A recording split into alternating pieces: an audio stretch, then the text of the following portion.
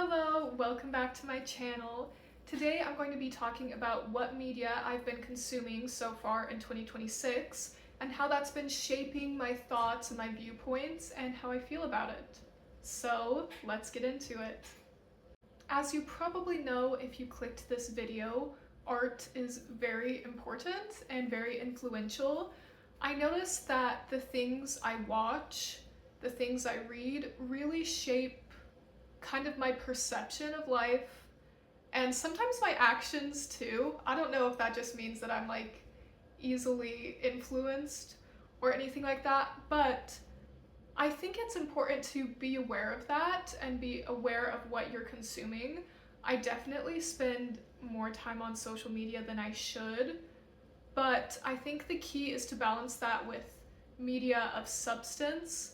It's like, in my mind, social media is like, let's say chips, right? I love chips, love them.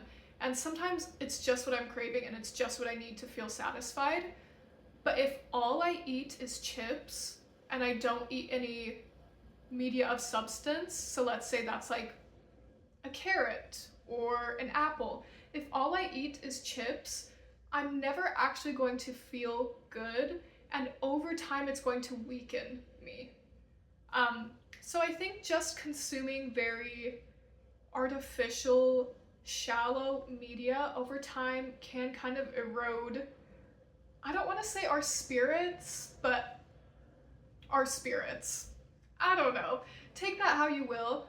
But yeah, I do think it is important to be aware of what you're consuming and to kind of analyze it and not just consume it mindlessly.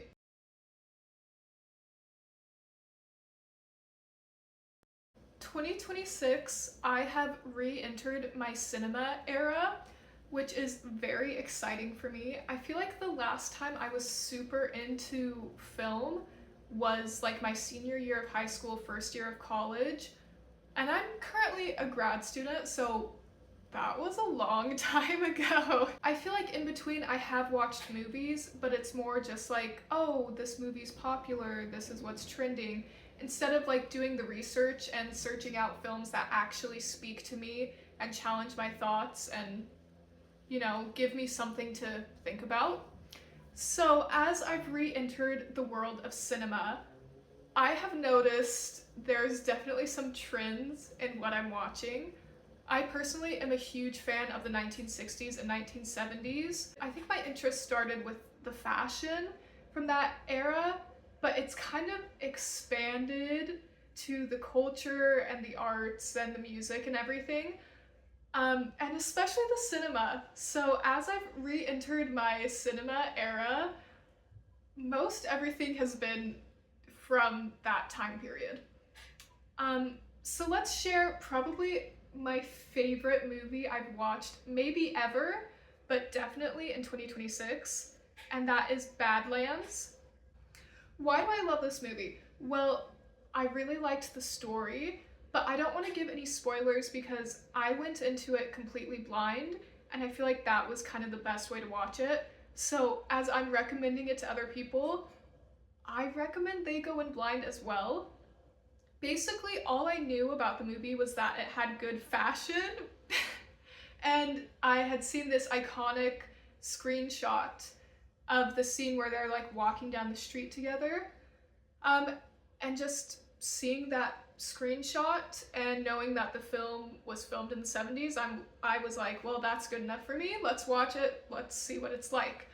And I am so glad I watched it.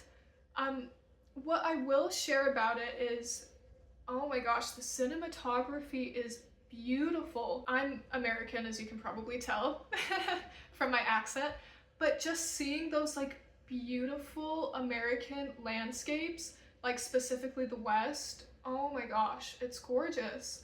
And I'm from Utah, so obviously I've lived around those landscapes my whole life, and it just like, I don't know, it reminded me how beautiful this country can be sometimes, even if there are a lot of really not beautiful things happening here.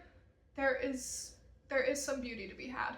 Weirdly enough, once you watch the plot, maybe you'll think this is weird, but it just reminded me of like the freedom of being young and just making your decisions just so spur of the moment. And I think, as I age and I get more responsible, there still is something to be said about um, finding ways to have that spontaneity and just be true to yourself in your life without destroying your long-term plans. So I really, really loved that movie. Highly recommend it for the cinematography alone. I definitely want to watch more films by the same director. Really enjoyed Badlands. Next, a movie I'm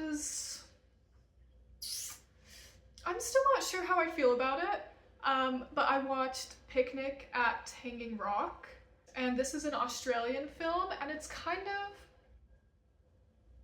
I guess, horror? I don't know. But anyways, it was very interesting. I loved the fashion. I loved the costumes. So it's set in the Edwardian era, and just like the beautiful white summer dresses with like colorful sashes. Oh, I loved that.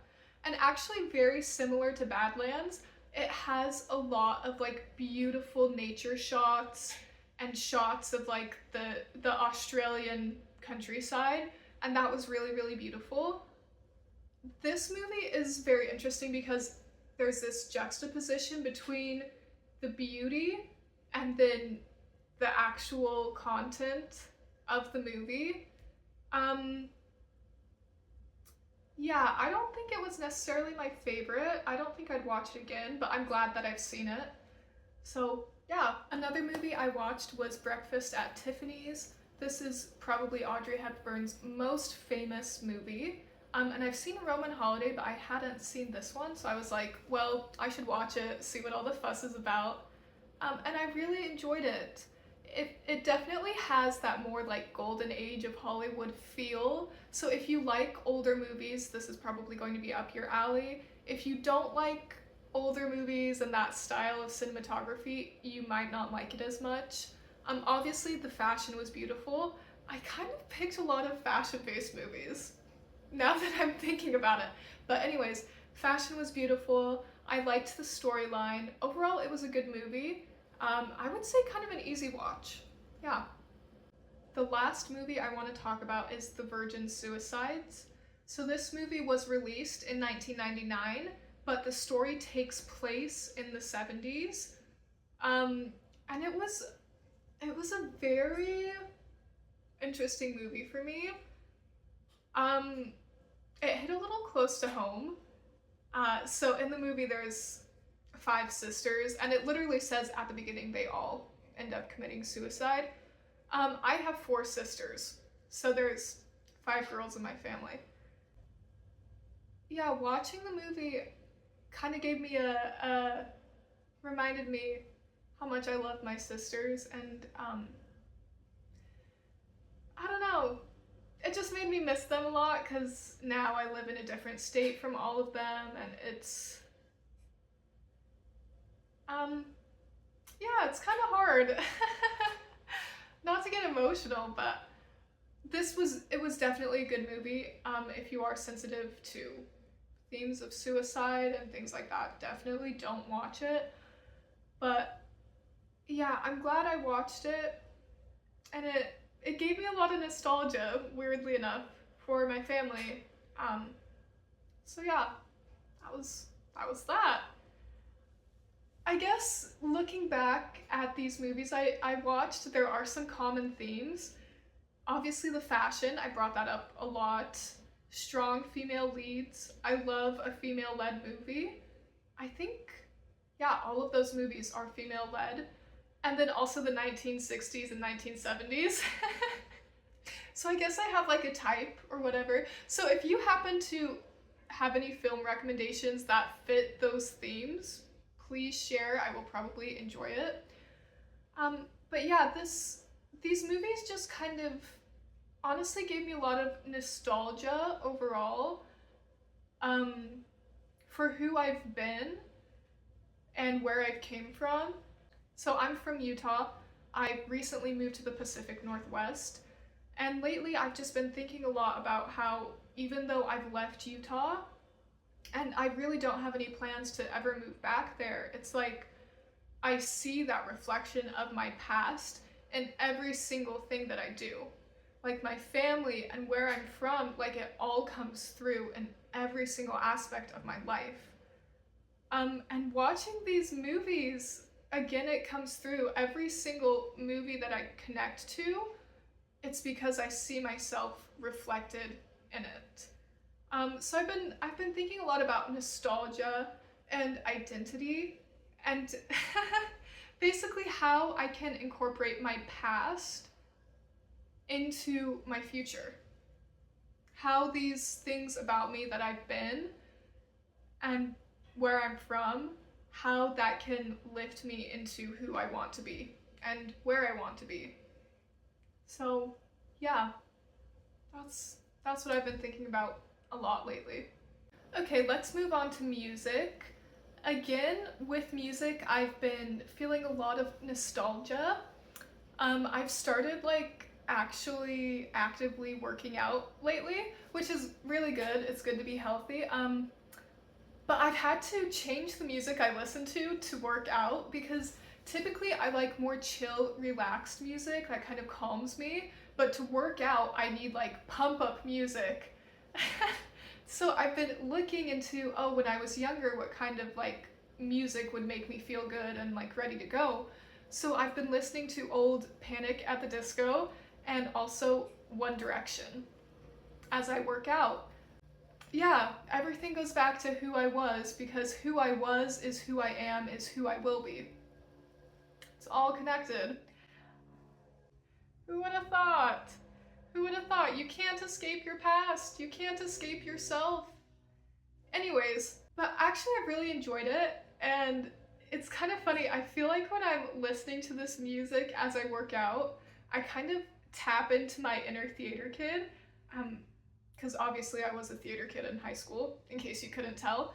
But it's like, I feel like working out is easier for me when I sing along to the music. And I'm like, okay, that's my inner training of having to sing as loud as I possibly can while doing choreography. That's coming through now, 10 years later as an adult. So if you're a theater kid, like, you really do develop skills from that, I guess. Gives you more endurance while you work out. But that's been really fun, just kind of looking back on what I loved, why I loved it, and seeing those traits and how they apply to new things that I found that I love. Yeah, that's been really fun. I also, back to the 60s and 70s, I have been listening to Simon and Garfunkel a lot. Love them, specifically their Parsley, Sage, Rosemary, and Thyme album. I know it's March, but the Silent Night that they have as the last track on that album, wow, just blew me away the first time I listened to it. And I'm like, oh, so back then they were feeling exactly the same that we feel now. Like, humanity really is so connected, and experiencing good art just reminds me how connected we all are to our fellow human beings. And I think that's one reason why art is so important. It reminds us of our own humanity, and it makes us more empathetic as people. So yeah, thank you Simon and Garfunkel for reminding me of that. Lastly, I want to talk about books and some of the books I've read this year. Besides the 60s and 70s, I also really love medieval European history. I think it's very interesting. Early Christianity is also very interesting to me. And because of that, I read Beowulf. I started it technically in December, but I finished it in January. So that was my first book of 2026. So that was fun. It was nice to just cross it off my book bucket list. Aside from Beowulf, I also was in a medieval history class, and for that class, we had to read The Song of Roland, which is like a medieval epic poem about Charlemagne and his nephew. Is it nephew? Yeah, his nephew. and this huge battle against the Muslims and whatever. Um, so yeah, I read it for a class, but it was almost 100 pages long, so I counted that like as a book I've read this year. The medieval era is so interesting to me because it's this juxtaposition of the Catholic Church becoming like basically the only acceptable religion in Europe, as well as chivalric culture that knights and nobles followed. Like there was a very, very strict way to be a good person and to follow these codes and live a good life. And it's been interesting because for me, I've been trying to figure out how to be a good person in modern times, right? It's like I can't just say, oh, I need to go kill all these Muslims. I mean, please don't do that.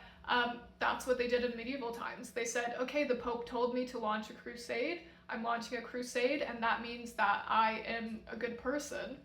And without having those strict rules of conduct, of chivalry, and those strict religious parameters, it's much harder to decipher what it means to be a good person. Because a lot of the people I disagree with, like politically or morally, a lot of them think that they are good people when I do not think they are.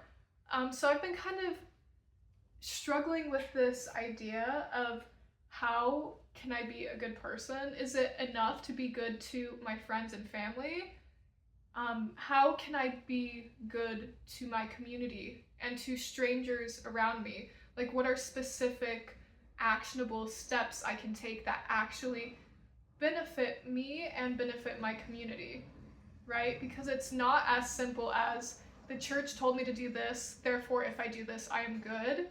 Like, the 21st century is a lot more gray than that.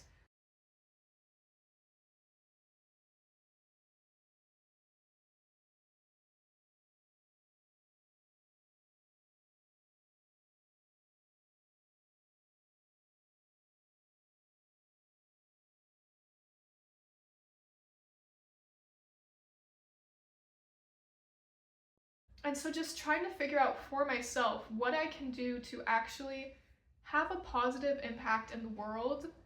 I don't want to just be net zero, like leave no trace. I want to actually do good. So figuring out what that means for me in modern times. And I think it's just interesting looking at how they did it in the medieval times, seeing what I agree with, what I disagree with. Like crusades, obviously don't agree with that at all. Some of the other things I'm like, oh, okay, maybe, yeah.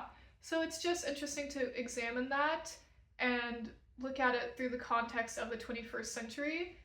Um, and how can I be more committed to my sense of morality and more committed to my values, I guess? Because one thing you can say about medieval Europeans, they were committed. The Pope told them to go launch a crusade, they launched a crusade. Versus, I feel like many people I know are more wishy washy than that. And unintentionally, I sometimes am too. So, how can I actually take steps, take actions that support my values? Yeah, food for thought. The last book I want to talk about is The Master and Margarita by Michael Bulgakov. Please excuse me if I mispronounced that. My friend actually recommended this book to me, and again, the idea of good versus evil is very interesting here because it's very Faustian, very centered on like the devil, lol. And also Pontius Pilate, weirdly enough. It has lots of other religious themes. Um, so yeah, kind of that idea of how can I be good? How can I have integrity? Are following like religious standards of goodness actually following my own moral code? Things like that. That's kind of what's been bouncing around inside my head lately. So yeah, let me know if you have any thoughts, any insights on the subject. Anyways, thank you so much for watching this video. Please share below what you've been thinking about, what art has kind of inspired you lately, what thoughts you've been having about art. And thank you so much for watching. Have a great day. Bye!